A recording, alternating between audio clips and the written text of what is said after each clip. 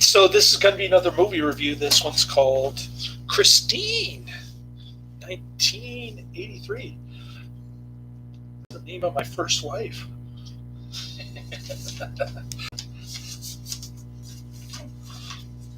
met her when she was a young Filipina. She had pink hair.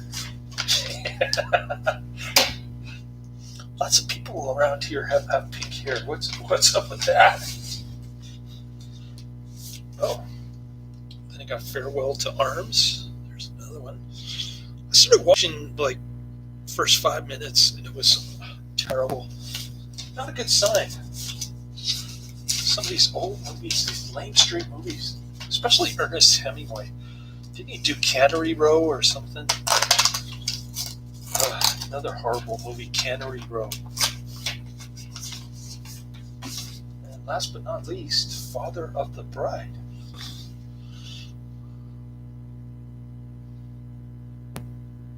All right. Those are my discs for this weekend, today. I got the special edition of Christine, which has a bunch of bonus features, which is why it took me so long to get around to this review. I don't watch movies much on weekdays, except for when I'm with him, and even then, a lot of my time is cooking and doing laundry and stuff like that. So, yeah, sorry that I've been lagging. But, anyways, Christine. What can I say? Oh, gas price shot up to $5.57 a gallon here in Daly City. I was driving around Oakland on my way to Burger King to get the 8-piece nuggets for $1.49. They used to be 10-piece nuggets for $1.49, but they cut down the portion size instead of raising the price. So I'm on my way there to the drive-thru on Broadway, and I passed by the Chevron station. It's like $5.69 or something. I was like, oh man, I'm glad I don't have to get gas. But then I went this morning. It was $5.57. And of course they blame it on Russia, but it's really money printing that's the culprit that nobody will admit. Just like Mises said, if they just stop printing money, inflation will stop. But that's too complicated for them. They don't understand basic economics. These politicians and these talking heads on CNN. Enough about gas price. I told my son, well, actually, not enough. I told my son that once gas price goes up, the cost of everything else goes up because it has to be delivered somewhere. So we're all doomed. We're going to be like in Zimbabwe hyperinflation pretty soon. People are going to be stealing gas from your gas tank, getting out the rubber tube and sucking on it like the trailer park boys. That's what I told my coworker.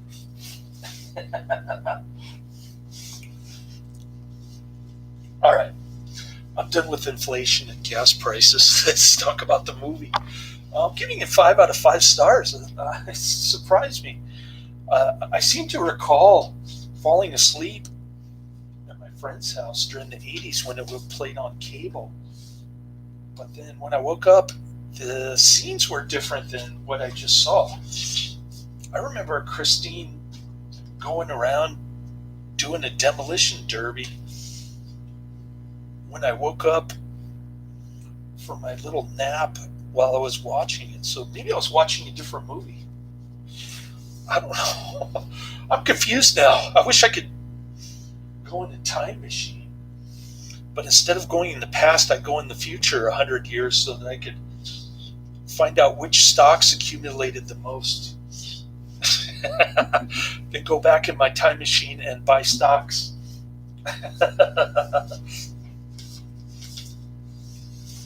Okay. Um, what can I say? Not much gore in this. Um, John Carpenter in the bonus. Oh, I forgot to put John Carpenter and Stephen King in the description box. I better go back and fix that. I knew I forgot something. But let's see, what are we eating today? Um, Pot stickers and chili, and I got one steak and some rice-a-roni. Yeah. I got the freezer and the refrigerator and the cupboard pretty filled up with stocked up with food for today. I'm well prepared. Got a full tank of gas. Wonder what the gas price will be tomorrow. $6. All right. Well, it's worse in Canada. My Canadian friend from Montreal moved to San Francisco, and my coworker, he said in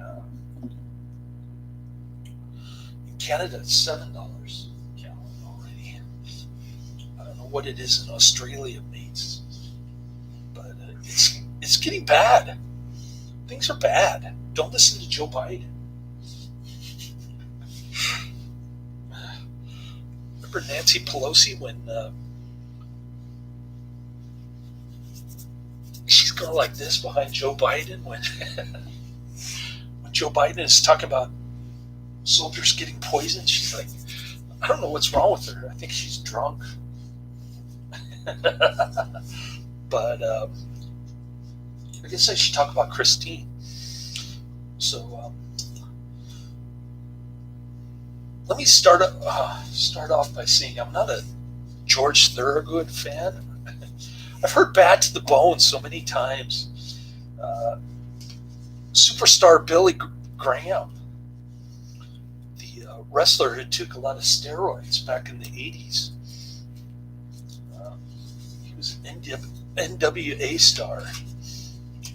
I used to see him on TBS all the time with that satanic Prince of Darkness, Kevin Sullivan, the snake around his neck. Remember that? And then there was, I'm trying to remember all the wrestlers on TBS, but they always wrestled the same guy who couldn't even throw a punch, the skinny geek guy on television. And I used to love that stuff when I was a teenager. I don't know why, but anyways, I'm digressing again. I better talk about the movie Christine. So George Thorogood is blaring in the beginning, and it's some auto plant assembly line in Detroit, making a 1957. Or is it 58? I think it's 57. Plymouth Fury, which looks like a junky car. I don't know why they used that car, but it's red colored, and it's got a voracious appetite. It slams its hood. It's possessed by Satan. This car. So it slams its own hood on this guy's hand on the assembly line, and then this guy's just sitting in there listening to the radio, and he ends up dying somehow. I don't know how. Asphyxiation, I guess. Carbon monoxide poisoning. So he dies off camera. We don't see how he dies.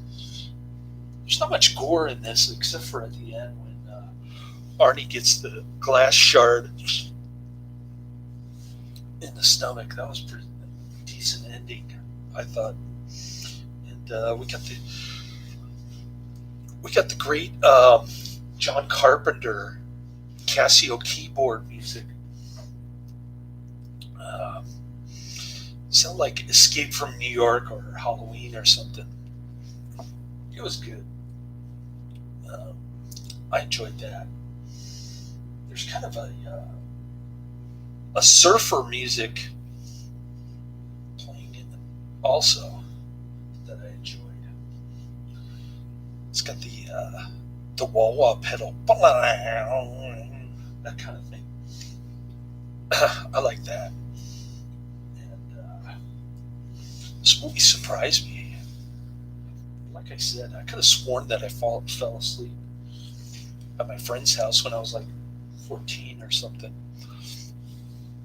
watching this, but I must have been watching a different movie. Like I said, I remember watching Joysticks.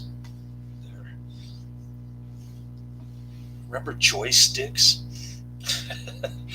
Just slept on the floor and watched cable. It was playing all night, and I think we fell asleep eventually. But like I said, I could have sworn waking up to Christine in some demolition derby, some kind of yard or something. I don't know. I don't know what's going on.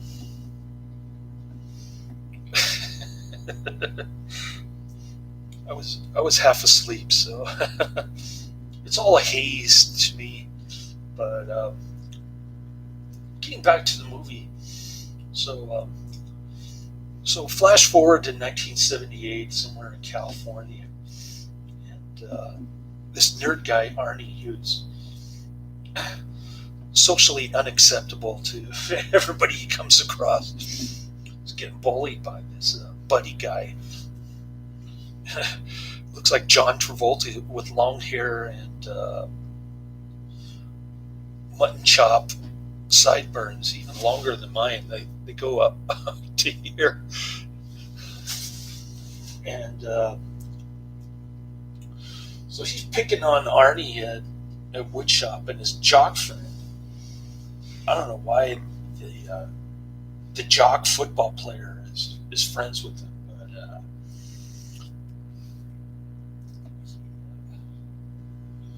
He's got the hots for Alexandra Paul, who's extremely pretty. I like a poofy 80s hair. I had a crush on a girl in junior high school and high school who had hair like that. And she looks pretty good. But she doesn't reveal herself. So, I think this movie could have been better. Putting it in the low 5 range. I mean, if I had to give it a 4.5, I would, but I'm rounding it up. And even John Carpenter admits that he didn't use gore, and he doesn't know if it would have been a better movie if he had used more gore. The movie stands on its own pretty well. I was impressed. So Arnie buys Christine in some dude's yard. It's all dilapidated, and he fixes it up in a do-it-yourself junkyard. Darnell's, they call it. Then he comes to a football game and gets out of Christine, which is like all brand new, restored and everything. I don't know why he had to restore Christine, why Christine didn't just fix herself like she did later on in the movie. But anyway, they're at the football field and they're kissing. And the football player is running as a receiver. I thought he was a running back, but he's running down. All of a sudden, he's running down the field, and he jumps for the ball, but he's distracted because he sees his dream girl kissing his best friend. So he ends up getting injured. He can't. His career is over. He almost got paralyzed from the tackle. He ended up dropping the ball, quite literally. So he's in the hospital recovering, and Arnie just starts acting like he's possessed by Christine. He's just a total jerk to his girlfriend. She ends up breaking up with him and going after the jock dude. And they want to save Arnie somehow by destroying Christine.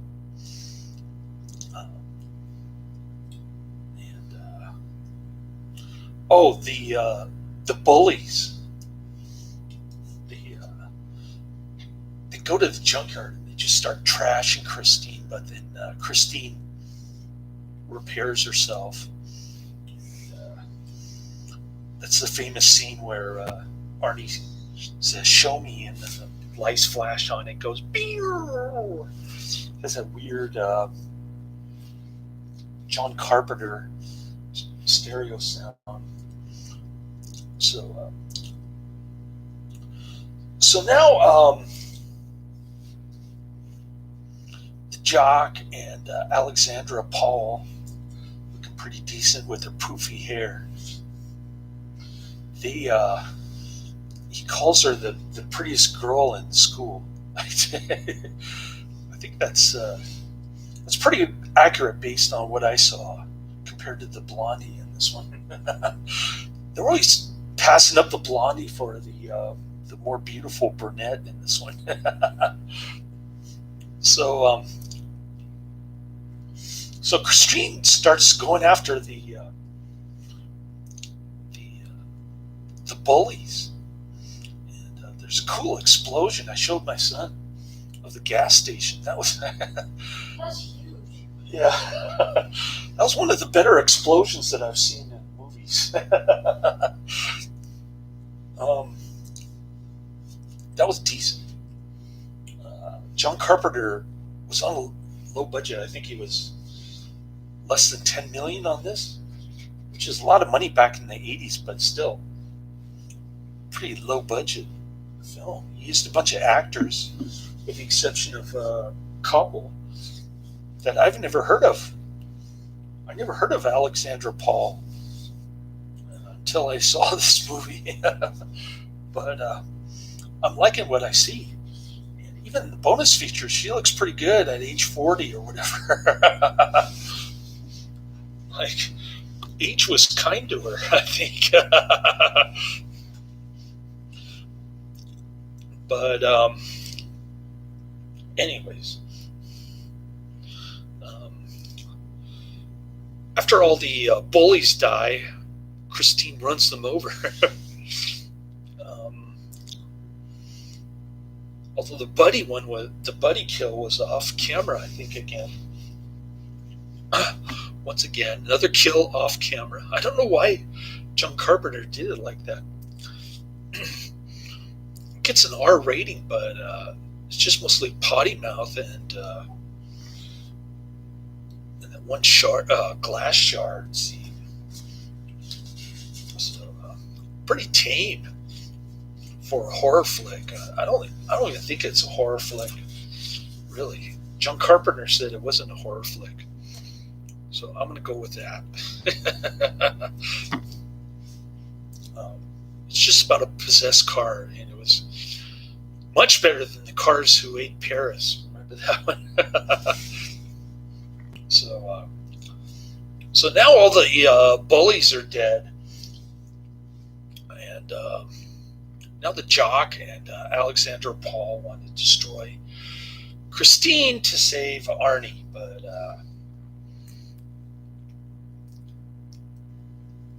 Arnie ends up.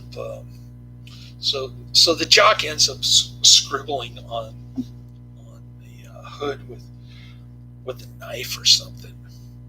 Meet me at Darnell's, which is the junkyard, and so Alexandra Paul and the jock are in this bulldozer thing, and they're fighting Christine.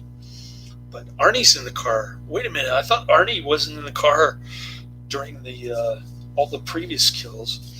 So Christine starts going after Alexander Paul. She's like running around the